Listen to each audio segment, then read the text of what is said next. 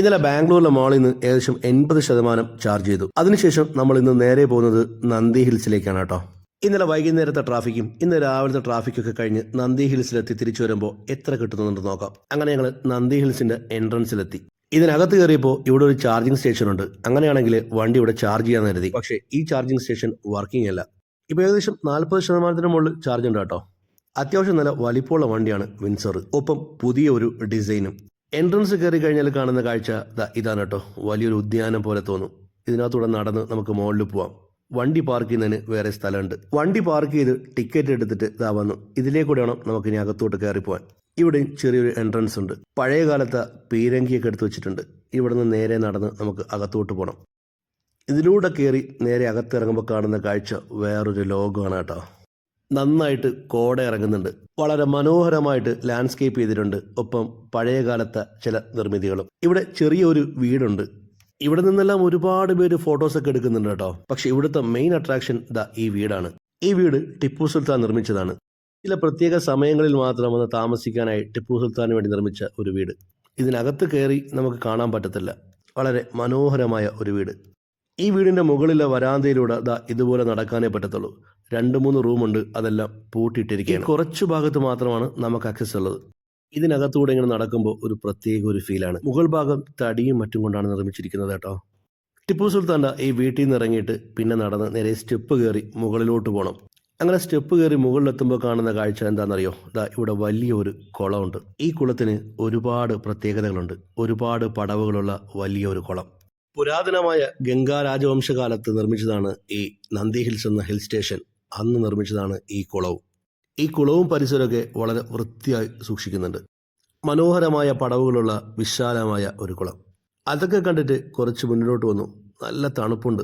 ഏകദേശം ഒരു 20 ഡിഗ്രി ഉണ്ടാവും. കിളികളുടെ സൗണ്ടും മരങ്ങളും ഒക്കെ വല്ലാത്തൊരു ഫീലാണ്. ഇതിലൂടെ പോയാൽ സൺറൈസ് പോയിന്റ് കാണാം. ഇതോടോ നിറയെ മരങ്ങൾ. നമ്മളൊരു കാട്ടിനകത്ത് നിൽക്കുന്ന ഒരു ഫീലാണ് കേട്ടോ. ഇതിലേക്കൂടെ നടന്നു വേണം മുകളിലോട്ട് പോകാൻ. അങ്ങനെ കിളികളുടെ സൗണ്ടൊക്കെ കേട്ട് നടന്ന് നമ്മൾ മുകളിലോട്ട് പോവാണ്. അങ്ങനെ മുകളിലോട്ട് പോകുമ്പം കുറച്ച് വണ്ടികൾ താഴോട്ട് ഇറങ്ങി വരുന്നുണ്ട്. സാധാരണ താഴെയാണ് പാർക്കിംഗ്. ഈ വണ്ടികൾ എങ്ങനെ വന്നു എന്ന് എനിക്കറിയില്ല.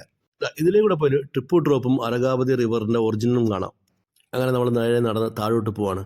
നമുക്ക് ആദ്യം കാണേണ്ടത് ഈ നദിയുടെ ഉത്ഭവമാണ്. 2 സൈഡും നിറയെ മരങ്ങളും നടുക്ക് ചെറിയൊരു പാതയും. ഈ പോകുന്ന വഴിയിലെല്ലാം പാറയൊക്കെ ഇടിഞ്ഞു കിടക്കുന്നുണ്ട് കേട്ടോ. നമ്മളൊരു കാട്ടിനകത്തോട്ട് ഇറങ്ങി ചെല്ലുന്ന ഒരു ഫീലാണ്. പക്ഷെ വേറൊരു പ്രത്യേകത എന്താണെന്നറിയോ? നല്ല തണുപ്പാണ്. നിറയെ കിളികളെ സൗണ്ടും ഒക്കെ കേട്ടുകൊണ്ട് നമുക്കിങ്ങനെ നടന്നു പോവാം. ഒത്തിരി നടന്ന് താഴെ പോകാനുണ്ട്. അങ്ങനെ നമ്മൾ ഈ വഴിയിലൂടെ നടന്ന് താഴോട്ട് പോവാണ് നദിയുടെ ഉത്ഭവം കാണാനായിട്ട്.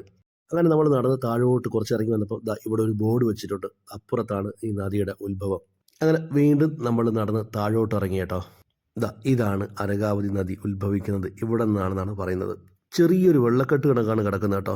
ഈ ഒരു വെള്ളക്കെട്ടിൽ നിന്ന് നേരെ പോകുന്നത് വലിയൊരു മഹാനദിയാണെന്ന് പറയുമ്പോൾ ഒന്ന് ആലോചിച്ച് നോക്കിയേ. ഇതൊക്കെ കണ്ടിട്ട് നേരെ നമ്മൾ മുകളിലോട്ട് കയറുകയാണ്. നമ്മളിനി നേരെ മുകളിലോട്ട് പോകുന്നത് ടിപ്പു ഡ്രോപ്പിലേക്കാണ്. അങ്ങനെ നടന്ന് നേരെ മുകളിലോട്ട് പോവാണ്. ഇവിടെ എത്തുമ്പോഴത്തേക്കും കുറേ മതിൽ കെട്ടി തിരിച്ചിട്ടുണ്ട് കേട്ടോ. ഇതിനിടയിൽ കൂടെ നമുക്ക് നോക്കുമ്പോൾ കാണുന്ന കാഴ്ച അതിമനോഹരമാണ്. കോട ഇറങ്ങി കിടക്കുന്ന പച്ച മലനിരകൾ. മനോഹരമായ കാഴ്ച. എത്ര നേരം നോക്കി നിന്നാലും മതിയാവത്തില്ല. ഇങ്ങനെ നടന്നു വരുമ്പോൾ ചില ഭാഗങ്ങളിൽ ഇതുപോലെ കെട്ടിയിട്ടുണ്ട്. അവിടെ നിന്നിട്ട് നമുക്ക് ഫോട്ടോസൊക്കെ എടുക്കാം. എവിടെ നിന്ന് നോക്കിയാലും കണ്ണെത്താ ദൂരത്തോളം കിടക്കുന്ന പച്ച മലകളാണ് കാണുന്നത്. ഇവിടെ നിന്ന് നമുക്ക് നേരെ നടന്നതോ ആ പാറയുടെ മുകളിൽ വരെ പോകാൻ പറ്റും കേട്ടോ. അവിടെ ഒരുപാട് പേര് നിൽക്കുന്നുണ്ട്. ആ ഭാഗത്തെല്ലാം നന്നായിട്ട് കോട ഇറങ്ങുന്നുണ്ട്. ഇവിടെ നിന്ന് നമുക്ക് നേരെ നടന്ന് ഈ പാറയുടെ മുകളിലൂടെ വേണം നടന്നു പോകാൻ. അങ്ങനെ എന്തായാലും പാറയ്ക്ക് മുകളിലൂടെ നടക്കാൻ തന്നെ തീരുമാനിച്ചു. ആ പാറയുടെ മുകളിൽ ഒരുപാട് പേരുണ്ട്. ഇവിടെ നിന്നിട്ട് സൂര്യോദയവും സൂര്യാസ്തമനവും ഒക്കെ കാണുന്നത് വല്ലാത്തൊരു ഫീലാണ്. ഇപ്പം ഏകദേശം ഒരു 12 മണിയായി. ഈ 12 മണി സമയത്ത് നോക്കിയേ, നല്ല കോട ഇറങ്ങി കിടക്കുകയാണ് ഇതിൻ്റെ മുകളിൽ മൊത്തം. ഇവിടെ വരുന്നവർ നിറയെ ഫോട്ടോസും വീഡിയോസൊക്കെ എടുക്കുന്നുണ്ട്. മുകളിൽ കുറച്ച് ബെഞ്ച് ഇട്ടിട്ടുണ്ട് കേട്ടോ. വേണമെങ്കിൽ നമുക്ക് ആ ബെഞ്ചിലിരുന്ന് എത്ര നേരം വേണമെങ്കിലും ഈ സൗന്ദര്യം ഇങ്ങനെ ആസ്വദിക്കാം. ഇവിടെ ഇങ്ങനെ വന്ന് നിൽക്കുമ്പോൾ വല്ലാത്തൊരു ഫീലാണ് കേട്ടോ. നമ്മുടെ മനസ്സിൻ്റെ സംഘർഷങ്ങളും ടെൻഷനും ഒക്കെ അങ്ങ് മാറും. ഈ കാഴ്ചകളിലോട്ട് ഇതുപോലെ നോക്കി ഇങ്ങനെ നിൽക്കണം. എന്ത് രസമാണെന്നറിയോ? ഈ വേലിക്കപ്പുറത്തേക്ക് പോകാൻ പാടില്ലെന്നാണ് പറയുന്നത്. പക്ഷെ ഒരുപാട് പേര് ഇതിനപ്പുറത്തേക്ക് ഇറങ്ങി നിന്നിട്ട് ഫോട്ടോ എടുക്കുന്നുണ്ട്. അത് ഭയങ്കര ഡേഞ്ചറാണ് കേട്ടോ. ഈ പാറയ്ക്കപ്പുറത്ത് ആയിരക്കണക്കിന് അടി താഴ്ചയുണ്ട്. ഇവിടെ നിന്ന് ഇങ്ങനെ നോക്കിക്കഴിഞ്ഞാൽ ദൂരെയുള്ള ഗ്രാമങ്ങൾ കാണാം. പച്ച മലകൾ കാണാം. അതിനെ നിറയെ പൊതിഞ്ഞ് കിടക്കുന്ന കോട കാണാം. ഏകദേശം 3/4 മണിക്കൂറോളം ഞങ്ങൾ ഈ പാറയുടെ മുകളിൽ മാത്രം നിന്ന് കേട്ടോ. ഇവിടെ നിന്ന് ഞങ്ങൾക്ക് ആർക്കും പെട്ടെന്ന് ഇറങ്ങാൻ തോന്നിയില്ല. വൈകുന്നേരം വരെ നിൽക്കണമെന്നുണ്ടായിരുന്നു. പക്ഷേ ഇന്ന് വൈകുന്നേരം മൈസൂരിലെത്തണം. മാത്രമല്ല ഒന്നും കഴിച്ചിട്ടുമില്ല, നല്ല വിശപ്പുമുണ്ട്. അങ്ങനെ ഞങ്ങൾ പാറയുടെ മുകളിൽ നിന്ന് താഴത്തേക്ക് ഇറങ്ങി. ഒന്നുകിൽ രാവിലെ എത്തണം, അതല്ലെങ്കിൽ വൈകുന്നേരം. ഈ 2 സമയമാണ് നന്ദി ഹിൽസിലെത്തേണ്ട ഏറ്റവും നല്ല ടൈം. അങ്ങനെ ഞങ്ങൾ പാറയിൽ നിന്നൊക്കെ ഇറങ്ങിയിട്ട് നേരെ താഴോട്ട് പോവാണ്. നല്ല തണുപ്പത്ത് കിളികളുടെ സൗണ്ടൊക്കെ കേട്ടിങ്ങനെ നടന്നു പോകാൻ എന്ത് രസമാണല്ലേ. അങ്ങനെ ഞങ്ങൾ നന്ദി ഹിൽസിൻ്റെ എൻട്രൻസിലൂടെ പുറത്ത് കിടക്കുകയാണ്.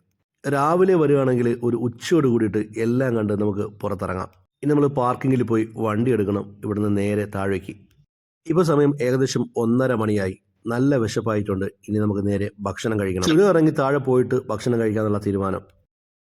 ഇന്നലെ നമ്മൾ മോളിൽ നിന്ന് ചാർജ് ചെയ്തതിനു ശേഷം ചാർജ് ചെയ്തില്ലല്ലോ. ഇല്ല, മോളിൽ നിന്ന് ചാർജ് ചെയ്തതിനു ശേഷം നമ്മൾ അവിടെ നിന്ന് ശിവാജി വന്നു, മജിസ്ട്രിക്കിൽ വന്നു. വണ്ടി എടുത്തില്ലല്ലോ. സിറ്റിക്ക് നമ്മൾ ഡ്രൈവ് ചെയ്ത് ഡ്രൈവ് ചെയ്ത് പറഞ്ഞാൽ അവിടെ നിന്ന് ഇവിടം വരെ വരാനുള്ള സ്ഥലം. പിന്നെ നമ്മളിപ്പം നന്ദി ഹിൽസിൽ വന്ന് ഇപ്പൊ തിരിച്ചു വരാണ്. ഇപ്പൊ 46% ഉണ്ട്. 46%. ഇന്നലെ അവിടെ നമ്മൾ ഫുൾ അടിച്ചില്ലല്ലോ. അവിടെ ഫുൾ അടിച്ചു. 100% അടിച്ചു. അടിച്ചില്ല. 89 അങ്ങോട്ട് അടിച്ചോളൂ. മോളിലാ 76 അല്ല, അത്രേ ഉള്ള. അപ്പം ഇന്നലെ 76 അടിച്ചിട്ടുള്ളൂ അല്ലേ അവിടെ? 76 അല്ലടാ, ഞാൻ പറഞ്ഞില്ല. അപ്പൊ 30% കട്ടായുള്ളൂ അല്ലേ ഈ ട്രാഫിക്കിലും എല്ലാം നമ്മൾ ഇവിടെ ഓടിയിട്ട്. നല്ല മൈലേജ് കിട്ടുന്നുണ്ട് കേട്ടോ. ഇന്നലെ വൈകുന്നേരം മജസ്റ്റിക്കിലെത്തി. ഇന്ന് രാവിലെ മജസ്റ്റിക്കിൽ നിന്ന് നന്ദി ഹില്ലിൽ വന്ന് തിരിച്ചിറങ്ങുമ്പോഴത്തേക്കും 37% മാത്രമേ കട്ടായിട്ടുള്ളൂ. ഇറങ്ങി വന്ന സ്ഥലത്ത് നല്ലൊരു സ്പോട്ട് ഉണ്ട് കേട്ടോ. അങ്ങനെ അവിടെ നിന്ന് ഭക്ഷണം കഴിക്കാൻ തീരുമാനിച്ചു. കുറച്ച് ഫുഡ് നമ്മൾ കൊണ്ടുവന്നിട്ടുണ്ടായിരുന്നു. അപ്പോൾ ആ ഫുഡ് കഴിക്കാനുള്ള പ്ലാനാണ്. ചെറിയൊരു ഗ്യാസ് സ്റ്റവും ഒക്കെ ഉണ്ട്. ഇതുപോലുള്ള ചെറിയ ടിപ്പുകളൊക്കെ ഉണ്ടെങ്കിൽ യാത്രയിൽ നമുക്ക് നാടൻ ഭക്ഷണം നന്നായിട്ട് എൻജോയ് ചെയ്ത് കഴിക്കാൻ പറ്റും. നല്ല ചൂട് വെള്ളത്തിൽ ഈ ഫുഡ് ഇങ്ങനെ ഇട്ടാൽ മതി. ടേസ്റ്റി നിപ്സിൻ്റെ ചോറ് മീൻ കറിയൊക്കെയാണ് കേട്ടോ. നല്ല ഷാപ്പിലെ മീൻകറിയും നാടൻ മീൻകറിയും കുത്തരി ചോറും ഒക്കെ ഉണ്ട്, കപ്പയും എല്ലാം ഉണ്ട്. പക്ഷെ ചെറിയൊരു പ്രശ്നം പറ്റി എന്താണെന്ന് വെച്ച് കഴിഞ്ഞാൽ ഇവിടെ നല്ല കാറ്റാണ്. അതുകൊണ്ട് തന്നെ തീ പിടിക്കുന്നില്ല. കാറ്റുള്ളതുകൊണ്ട് തീ അങ്ങോട്ട് പിടിക്കണില്ല. പിന്നെ ഒരുവിധമൊക്കെ അഡ്ജസ്റ്റ് ചെയ്ത് തീ കത്തിച്ചു. നല്ല ചൂട് വെള്ളത്തിൽ ഒരു 5-10 മിനിറ്റ് കിടക്കുകയാണെങ്കിൽ ഫുഡ് റെഡിയാവും. അങ്ങനെ തീയൊക്കെ കത്തിച്ചിട്ട് ഭക്ഷണം റെഡിയായി വരാനുള്ള കാത്തിരിപ്പിലാണ് ഞങ്ങൾ. ഇതാണ് ടേസ്റ്റി നിപ്സിൻ്റെ കപ്പപ്പുഴുക്ക്. പിന്നെ ഫിഷ് കറി 2 ഉണ്ട്. തേങ്ങാപ്പാൽ ഒഴിച്ച ഫിഷ് കറി ഉണ്ട്, അതുപോലെ തന്നെ ഷാപ്പിലെ ഫിഷ് കറി ഉണ്ട്. അതിൻ്റെ കൂട്ടത്തിൽ കുറച്ച് മുട്ട. നമ്മുടെ കണക്കൂട്ടലൊക്കെ തെറ്റി. തീ ഒരു പ്രശ്നം തന്നെയാണ് കേട്ടോ. അത്രയ്ക്ക് കാറ്റുണ്ട് ഇവിടെ. കുറച്ച് സമയം എടുത്തിട്ടാണെങ്കിലും നമ്മൾ ഭക്ഷണമൊക്കെ റെഡിയാക്കി കഴിച്ചു. ഇതുപോലുള്ള യാത്രകളിൽ ടേസ്റ്റി നിപ്സിൻ്റെ ഇതുപോലുള്ള ഫുഡ് പ്രോഡക്റ്റുകൾ നമുക്ക് നല്ല ആശ്വാസമാണ്. നല്ല ക്വാളിറ്റി ഫുഡ് പ്രോഡക്റ്റ് ആട്ടോ. എന്തായാലും ഭക്ഷണമൊക്കെ കഴിച്ചു കഴിഞ്ഞിട്ട് ഇനി നമുക്ക് യാത്ര തുടങ്ങാം. ഇവിടെ നിന്ന് ഇനി നമുക്ക് നേരെ പോകേണ്ടത് മൈസൂറിലേക്കാണ്. ബാംഗ്ലൂർ സിറ്റിക്കകത്ത് കയറി ഒന്നുകൂടി ചാർജ് ചെയ്തിട്ട് വേണം നമുക്ക് മൈസൂരിലേക്ക് യാത്ര പോകാൻ. ചാർജ് നന്നായിട്ട് നിൽക്കുന്നുണ്ട് കേട്ടോ. ഇന്നലെ ബാംഗ്ലൂരിലെത്തിയപ്പോൾ 79% ചാർജ് ചെയ്താണ്. അതിനുശേഷം മജസ്റ്റിക്കിൽ പോയി. മജസ്റ്റിക്കിൽ നേരെ നന്ദി ഹില്ലിൽ പോയി. നന്ദി ഹില്ലിൽ നിന്ന് നേരെ തിരിച്ചതാ ബാംഗ്ലൂരിൽ തിരിച്ചെത്തി. ഇവിടെ ഒരു ജിയോയുടെ പമ്പുണ്ട്. അവിടെയാണ് ചാർജിങ് സ്റ്റേഷൻ. നമ്മൾ ഇതുവരെ ചാർജ് ചെയ്തപ്പം ഒരുപാട് സ്ഥലത്ത് നമുക്ക് പണി കിട്ടിയിട്ടുണ്ടെങ്കിൽ പക്ഷേ ഇവിടെ നമുക്ക് അങ്ങനത്തെ ഒരു പണിയും കിട്ടിയില്ല കേട്ടോ. നല്ല ഫാസ്റ്റ് ചാർജിങ് ആയിരുന്നു. ഏകദേശം 1 മണിക്കൂർ കൊണ്ട് 99% ചാർജ് കയറി. ഇവിടെ പമ്പിൽ നല്ലൊരു കോഫി ഷോപ്പ് കൂടി ഉള്ളതുകൊണ്ട് ടൈം പോയത് അറിഞ്ഞില്ല. ഇനി നമുക്ക് നേരെ പോകേണ്ടത് മൈസൂരിലേക്കാണ്. 116 കിലോമീറ്റർ നേരെ മൈസൂർ. 99% ആയി. ടൈം ഏകദേശം ഇത്രയാണ്. ഇവിടുന്ന് 316 കിലോമീറ്റർ ഉണ്ട് മൈസൂരിലേക്ക്. ബാംഗ്ലൂരിൽ നിന്ന് മൈസൂരിലേക്കുള്ള നമ്മുടെ യാത്ര ഇവിടുന്ന് സ്റ്റാർട്ട് ചെയ്യണം കേട്ടോ. ഇതുവരെ പല ഭാഗത്തും ചാർജിങ് സ്റ്റേഷനിൽ നിന്ന് ഒരുപാട് പണി കിട്ടിയിട്ടുണ്ടെങ്കിലും ഇവിടെ വളരെ ഫാസ്റ്റ് ആയിരുന്നു. അങ്ങനെ നമ്മൾ നേരെ ബാംഗ്ലൂർ സിറ്റിയിലൂടെ തിരിച്ചു പോവാണ് മൈസൂരിലേക്ക്. വിൻസറിൽ ഞാൻ കണ്ട ഏറ്റവും വലിയ പ്രത്യേകത എന്താണെന്നറിയോ? കംഫർട്ടാണ്. അതിന് ബാക്ക് സീറ്റിലിരുന്നാലും ശരി, ഡ്രൈവിംഗ് സീറ്റിലിരുന്നാലും ശരി, ഒരു രക്ഷയില്ലാത്ത കംഫർട്ടാണ്. എത്ര ഡ്രൈവിംഗ് താല്പര്യമില്ലാത്ത ആൾക്കാരാണെങ്കിലും ഇതൊന്ന് ഡ്രൈവ് ചെയ്ത് കഴിഞ്ഞാൽ പിന്നെ ഡ്രൈവിംഗ് സീറ്റിൽ നിന്ന് ഇറങ്ങത്തില്ല.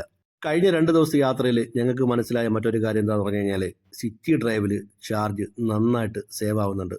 അതുപോലെ ഹൈവേയിലൂടെയാണ് നിങ്ങൾ ഡ്രൈവ് ചെയ്യുന്നതെങ്കിൽ 70-നും 90-നും ഇടയിലാണ് നിങ്ങൾ ഡ്രൈവ് ചെയ്യുന്നതെങ്കിൽ നല്ല മൈലേജ് കിട്ടും. ഇപ്പോഴും പറയാനുള്ള ഒരു നെഗറ്റീവ് ചാർജിങ് സ്റ്റേഷൻ്റെ കാര്യത്തിൽ തന്നെയാണ് കേട്ടോ. പലപ്പോഴും ചാർജിങ്ങിന് ആപ്പ് കണക്ട് ചെയ്യാൻ തന്നെ 20 മിനിറ്റിലധികം എടുക്കുന്നുണ്ട്. ബാംഗ്ലൂരിൽ നിന്ന് മൈസൂരിലേക്കുള്ള പാത അതിഗംഭീരമാണ്. വിൻസറിൽ ഇതുപോലുള്ള റോഡുകളിലൂടെയുള്ള യാത്ര എക്സ്പീരിയൻസ് ചെയ്യേണ്ട ഒന്നാണ്. ഏകദേശം 9:30 മണിയായപ്പോൾ നമ്മൾ മൈസൂരിലെത്തി. മൈസൂരിലെ ബാക്കി വിശേഷങ്ങളും കാഴ്ചകളും ഒക്കെ ആയിട്ട് നമുക്ക് നാളെ കാണാം.